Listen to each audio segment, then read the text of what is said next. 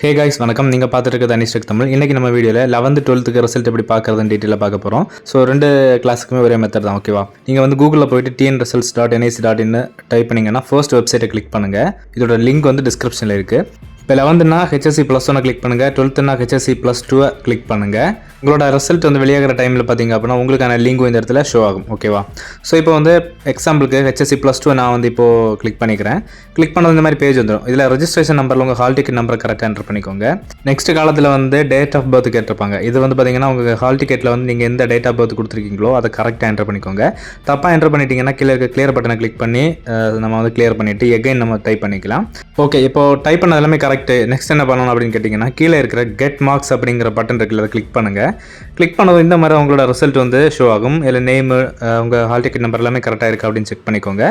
So பார்த்தீங்க அப்படின்னா உங்களுக்கான ஃபுல் டீட்டெயில்ஸ், அதாவது உங்களோட மார்க் என்ன அப்படிங்கிறத டோட்டலாக இதில் கொடுத்துருப்பாங்க. இந்த பேஜை பார்த்தீங்க அப்படின்னா நீங்கள் டவுன்லோட் பண்ணிக்கலாம், ஸ்க்ரீன்ஷாட் எடுத்துக்கலாம். சேம் டைம் பார்த்தீங்க அப்படின்னா பிடிஎஃபாக டவுன்லோடும் பண்ணிக்கலாம். ஓகேவா? மேலே இருக்க 3 டாட்டை கிளிக் பண்ணி பிடிஎஃபில் சேவ் பண்ணிக்கலாம் ஈஸியாகவே. 11th 12th இந்த மாதிரி தான் ரிசல்ட் பார்க்கணும். ஓகேவா? ஸோ எக்ஸாம் எழுதிட்டு வெயிட் பண்ணிட்டு இருக்கவங்களுக்கு கண்டிப்பாக என்னோட வாழ்த்துக்கள். நீங்கள் கண்டிப்பாக பாஸ் ஆவீங்க, நான் ட்ரை பண்ணிக்கிறேன். ஸோ அதுக்காக நம்ம சேனலை மறக்காமல் நீங்கள் சப்ஸ்கிரைப் பண்ணுங்கள். ஓகேவா?